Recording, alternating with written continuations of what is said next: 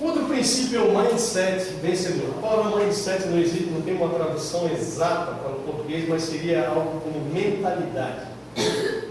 O mindset vencedor, uma mentalidade vencedora. O que é isso?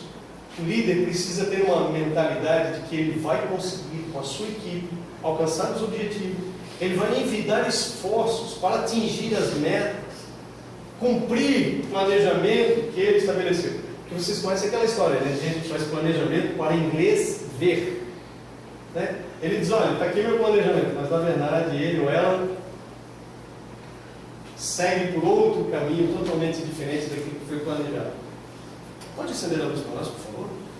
Então, o mindset vencedor, o que ele tem a ver com uma mente vencedora, que pensa, eu vou alcançar, vamos atingir? Não é uma mente fracassada, porque infelizmente nós encontramos pessoas com mente fracassada, pessoas que não conseguem ver o lado positivo das coisas. Sabe quando você coloca um copo cheio até metade? É perguntando para ele, o que você vê? Ele diz assim, eu vejo um copo metade vazio. Ele não consegue ver o copo metade cheio, ele sempre vê a coisa negativa, né? Então a mentalidade, o mindset vencedor é isso. Um detalhe aqui, ó. Vocês veem esse elefantinho, como é que eles, lá na Índia, eles adestram o elefante, como é que eles conseguem dominar a força do elefante? Quando o elefante é pequenininho, ele é um filhote, eles amarram ele pelo pescoço ou pelas patas, uma das patas, e olhem só aqui, ó. Eles amarram ele numa árvore, num toco cravado no chão, e cada vez que o elefantinho tenta sair, aquilo machuca o pescoço dele ou a patinha, e ele tenta várias vezes, mas aquilo machuca. E quando ele é filhote, assim, ele não tem muita força. Ele é bem fraco, é bem frágil. Então ele se convence de que aquele pedaço de árvore, aquela árvore, aquele toco é mais forte do que ele. Ele coloca a sua mente, então a mentalidade dele, o mindset desse elefantinho é de que ele perdeu para aquela árvore pequena, que ele perdeu para aquele pedaço de toco. Ele entende que ele não consegue vencer aquilo. E aí passa-se o tempo, ele se torna um elefante gigante. Eu estive em Pomerode, tive a oportunidade de ver 2 elefantes bem de perto. Fiquei assustado, eu não sabia que ele era tão grande quanto eu pensava. Força. E dá até um pouco de medo de chegar perto daquele bicho ali. Olha, é um local. Sim, tem um Celta vermelho lá na casa integrada com os vidros abertos. É alguém?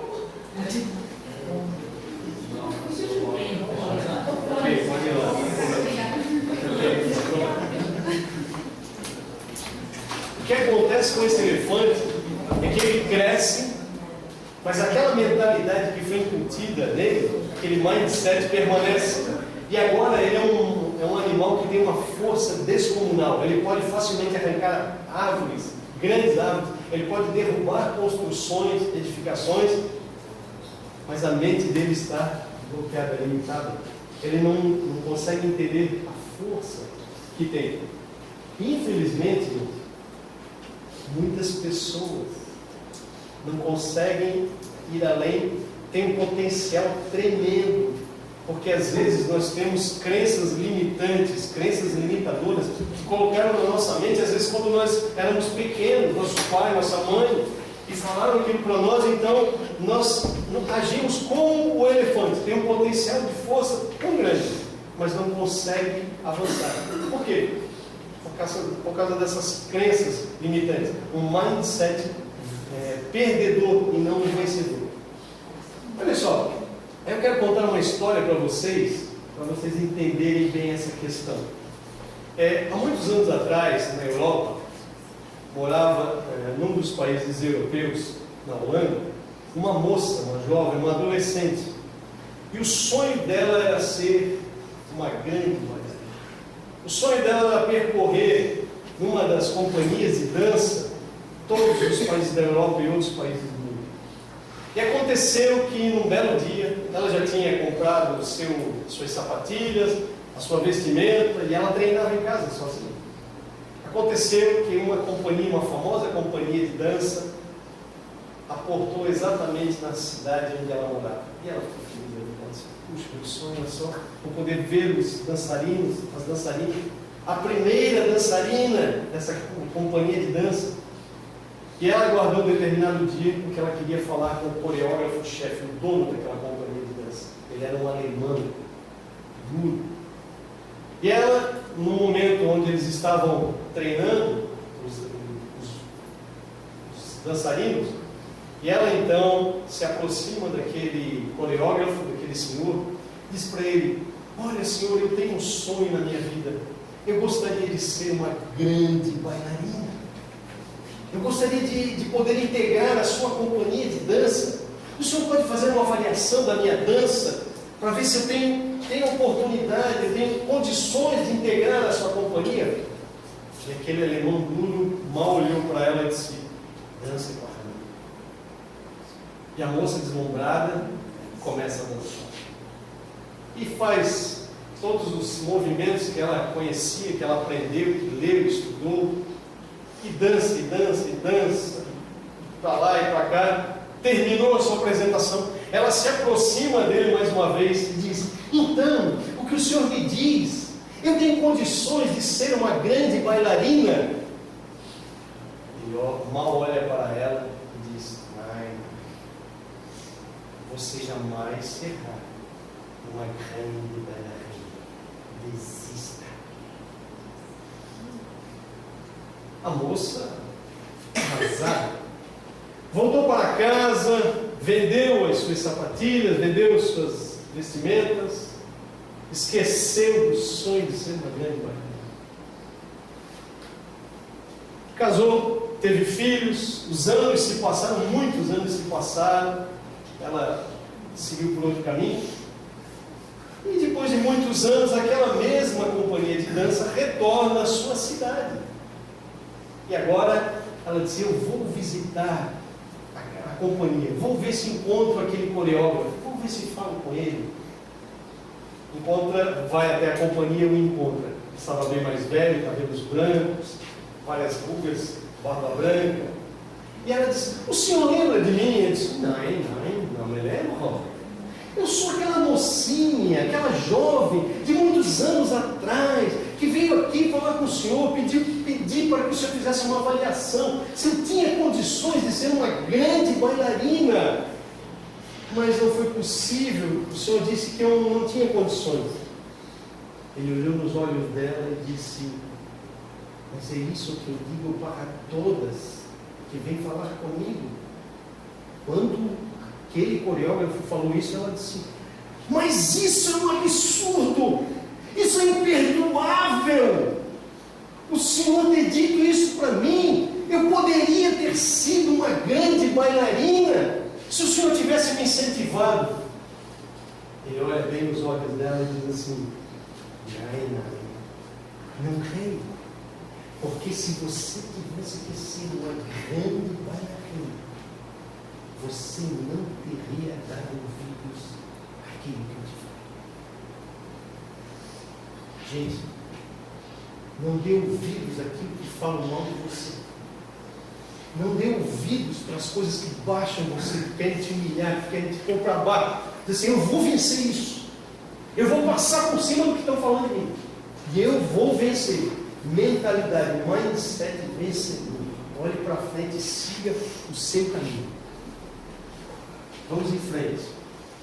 Para nós finalizar, eu falei do mindset vencedor, falei da importância de nós termos ele, mas os líderes muitas vezes na sua caminhada ao longo da vida vão encontrar liderados que têm um mindset perdedor. Às vezes na sala de aula você já encontrou meninos, meninas que têm uma mentalidade para baixo, negativa, porque às vezes alguém plantou na cabecinha deles algo negativo. E compete a nós, líderes, bons líderes, tentar ajudar essas pessoas para que o mindset deles seja mudado, para que eles possam ter uma mentalidade positiva. E aí eu quero contar uma história para vocês, para nós encerrarmos. Algum tempo atrás havia um escritor, ele gostava de se isolar por vários dias para sentir-se inspirado, sem incomodações, sem perturbações, sem barulhos, para poder escrever os seus livros. Ele já tinha vários livros escritos. E dessa vez, então, ele planejava escrever mais um livro. Então ele fez o seguinte: ele alugou uma choupana próximo da praia no inverno. Vocês sabem que no inverno poucas pessoas vão na praia, por causa do frio. E ele ficou naquela choupana, dormiu a primeira noite na choupana, acordou bem cedinho de manhã, abriu a janela da choupana, ainda estava escuro, não dava de ver direito, havia aquela penumbra, e quando ele olha em direção ao mar, ele vê uma silhueta, parecia uma mulher dançando, baixava, levantava, e ele ficou intrigado com aquilo, disse: o que será aquilo ali? Será que tem uma pessoa dançando? Não, eu vou ver isso. Ele sai da choupana e vai em direção àquela silhueta, e quando ele está bem próximo, ele reconhece: é um garoto que está baixando, pegando estrelas do mar e jogando elas de volta, estrelas que estavam na areia, e jogando de volta para o mar. E aquele escritor olha para o rapaz e diz assim: garoto, o que você está fazendo? E o garoto diz assim: sabe, senhor, de madrugada a maré baixou, e essas várias estrelas do mar ficaram aqui na areia. Daqui a pouco o sol vai raiar e vai esquentar, vai aquecer a areia. Quando isso acontecer, elas vão morrer queimadas. Antes que isso aconteça, eu estou pegando essas estrelas e atirando elas de volta para o mar. Porque se elas quiserem, elas vão sobreviver. Aí o escritor olha para o garoto e diz: garoto, você não está vendo que existem milhares e milhares de estrelas espalhadas aí pela areia? Que existem quilômetros e quilômetros de praia? O que você está fazendo não faz diferença alguma. O garoto não respondeu nada. Simplesmente ele baixou, pegou uma estrela, mostrou para o escritor e disse: para essa vai fazer toda a diferença. No dia seguinte, estava lá de novo o garoto jogando estrelas ao mar. Mas ele não estava sozinho. O escritor estava junto. Por que estou falando isso? Na caminhada de vocês, nas salas de aula da vida, vocês vão encontrar muita gente, ou algumas pessoas pelo menos, com uma mentalidade perdedora. Vocês têm um novo conhecimento, uma nova mente. Estendo a mão, como pegando estrelas e atirando elas de volta ao mar. Se elas quiserem, elas vão sobreviver. Se elas quiserem, elas podem ter uma nova mentalidade e podem ser excelentes pessoas em alguma área da sociedade. Tá bom, gente? Agradeço a todos vocês, muito obrigado pela atenção e até uma próxima vez.